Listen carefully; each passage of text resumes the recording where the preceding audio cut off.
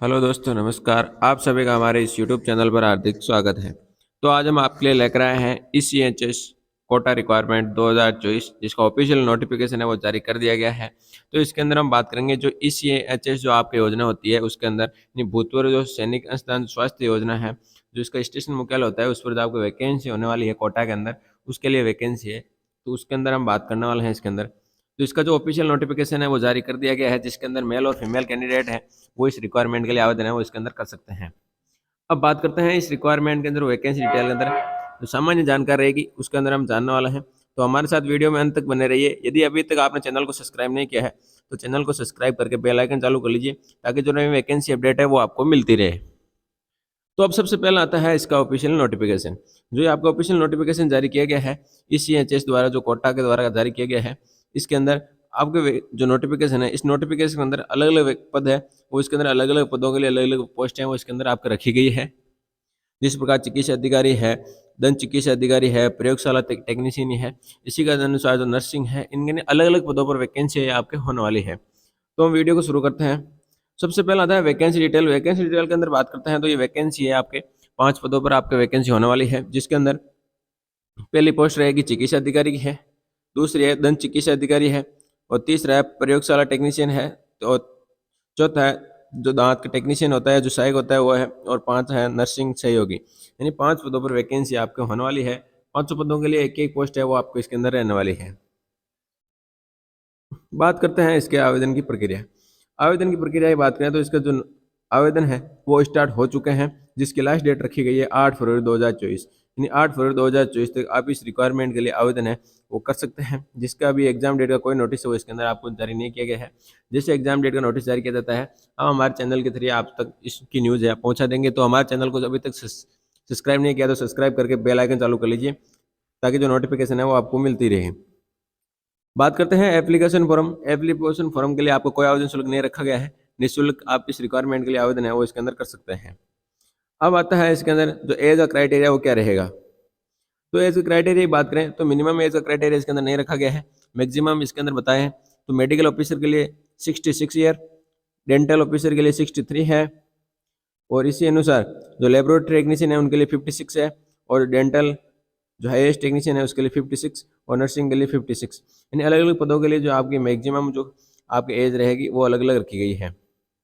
अब आती है पोस्ट के अनुसार इसके अंदर क्वालिफिकेशन भी आपके अलग अलग रहने वाली है। तो पोस्ट में सबसे पहला आता है मेडिकल ऑफिसर, जिसके लिए आपको MBBS किया हुआ है और मिनिमम 5 साल का एक्सपीरियंस है। तो आप इसके लिए आवेदन कर सकते हैं मेडिकल ऑफिसर के लिए।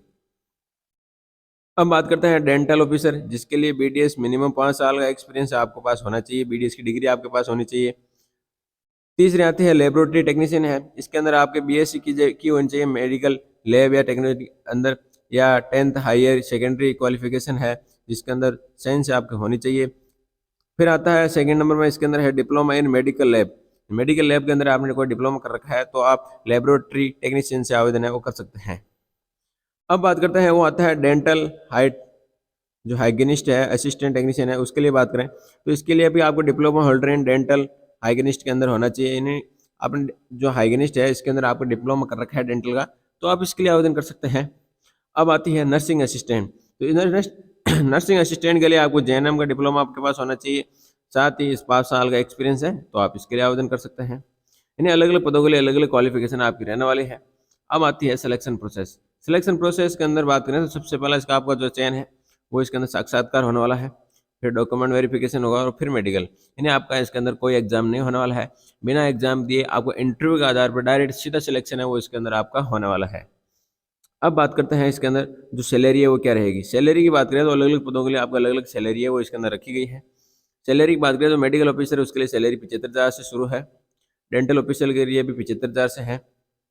इसी प्रकार बात करें जो टेक्नीशियन, जो लेबोरेटरी टेक्नीशियन है उसके लिए 28,000 से आपकी जो सैलरी है शुरू होने वाली है, और डेंटल हाइजीनिस्ट है उसके लिए भी 28,000 है। तो साथ में है नर्सिंग असिस्टेंट, जिसके लिए भी आपको 28,000 से आपकी सैलरी शुरुआत होकर के उसका वापस जो मैक्सिमम पॉइंट है वो इसके अंदर नहीं दिया गया है। आपकी सैलरी है वो आगे जो अलाउंस वगैरह है वो इसके अंदर आपको मिलने वाला है।